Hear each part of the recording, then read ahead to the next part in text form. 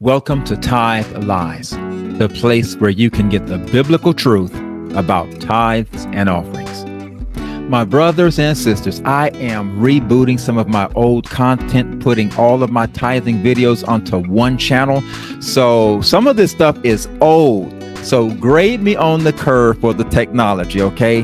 But the content is still on point. Hi, I'm Eric Hill, and I've written the book, What Preachers Never Tell You About Tithes and Offerings, the End of Clergy Manipulation and Extortion. Our topic today is what Malachi really teaches about tithes. This is part 4. I'm going to give you a quick overview so we can really appreciate that critical chapter, chapter 3. Okay, first chapter, 6th verse. A son honors his father and a servant his master. If then I am the father, where is my honor? That's Malachi, 1st chapter, 6th verse. 7th verse. You offer defiled food on my altar. Remember, my whole contention is that this book of Malachi is not written to the average person. It was written to the backslidden preachers. Specifically, it was written to that category of Levites, the priests, that were of the sons of Aaron, the special priests that had access to the altar. Okay? 8th verse. When you offer the blind as a sacrifice, is it not evil? When you offer the lame and the sick, is it not evil? Offer it then to your governor. Would he be pleased with you? Remember, I stated that the preachers were offering blind offerings, crippled offerings, messed up tithes. And since tithes were food, they were offering these bad things to God. They were substituting the good animals for the bad animals, keeping the good, giving God the bad.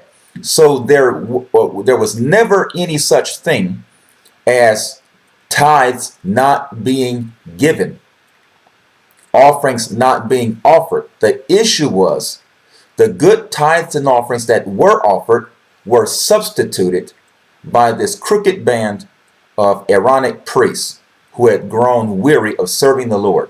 Okay, let's turn over now. And let's see. 12th verse.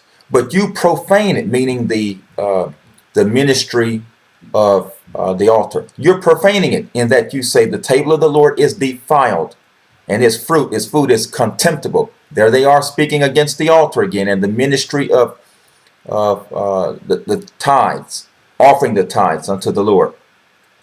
Let's see. 14th verse. God says, but cursed be the deceiver who has in his flock a male and takes a vow, but sacrifices to the Lord what is blemished. You get the idea. These guys were crooks. Okay, 2nd chapter, 1st verse. And now, O priests, this commandment is for you. Now that's just the 2nd chapter, 1st verse. But all throughout the book, we've gone through videos 1, 2, and 3, and you see that God was speaking directly to the preachers, not the people. Okay, so every time a preacher stands up in church, in the church building on Sunday or Wednesday and uses Malachi to hurl indictments against you or to subtly try to manipulate you and say that God was writing this book to get people to give because they had grown stingy. That's not the case.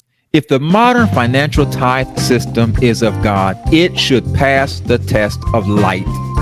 I'm looking for people to interview, to tell me about their experience tithing. Has it been a blessing or has it been a curse? Drop me a line at tithellies@yahoo.com. The people had not grown stingy. The people had given their tithes. Remember, the average person gave the tithe to the Levite. The Levite inspected the tithe and gave it to the Aaronic priesthood, the priests who ministered over the altar. Those priests examined the tithe. And that's when they did the switcheroo. They took the good stuff, switched it with the bad stuff. Now, let's look at let's go on. Let's just go on. You get the idea. You remember. You can always go back and look at videos 1, 2, and 3. Now, 3rd chapter, God tells us about his coming messenger. He says, first verse, behold, I send my messenger, and he will prepare the way before me. Now this entire, well, not the entire chapter, but a lot of this chapter, he's talking prophetically about Jesus who will come and reform this whole miserable, backslidden priesthood. Third verse, he says, he will purify the sons of Levi and purge them as gold and silver, that they may offer to the Lord an offering in righteousness, because they're not offering the offering in righteousness. Now, he goes on and further indicts them in the fifth verse with a lot of accusations. Here is where I want us to take special attention, or to pay special attention, because here is a conversation, a rhetorical conversation between God and his priests.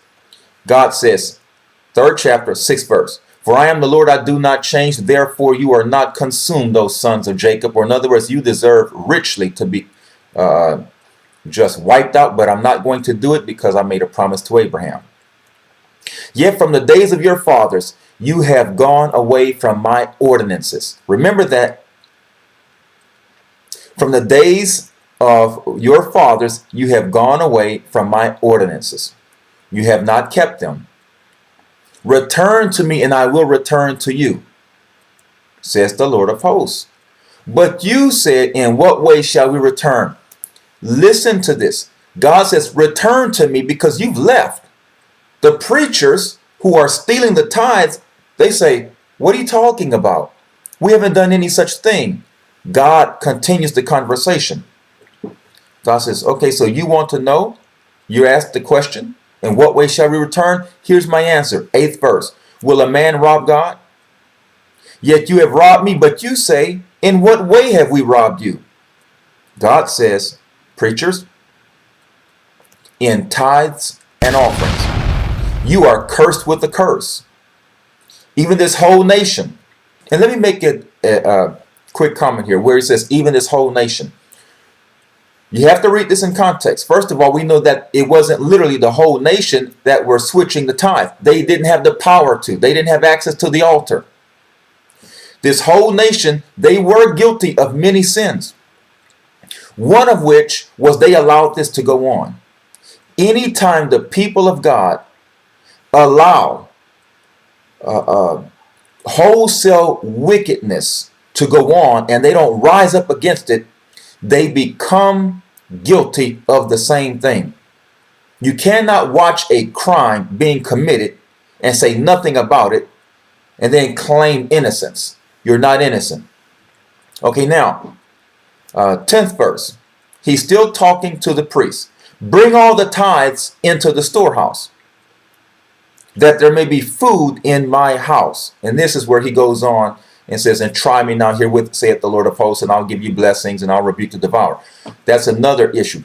Right here, I want you to see the conversation between God and his priests. He said, you have always left me. You've forsaken me. Return to me.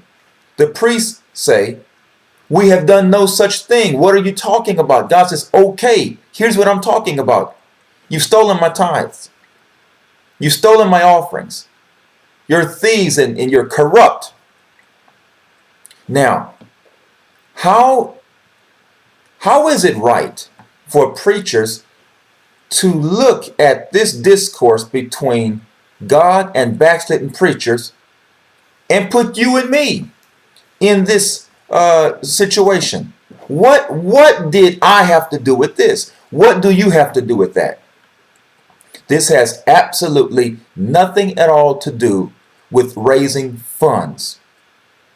It had everything to do with a backslidden clergy who had grown weary of serving the Lord, who were stealing the tithes and offerings, and they were totally unrepentant.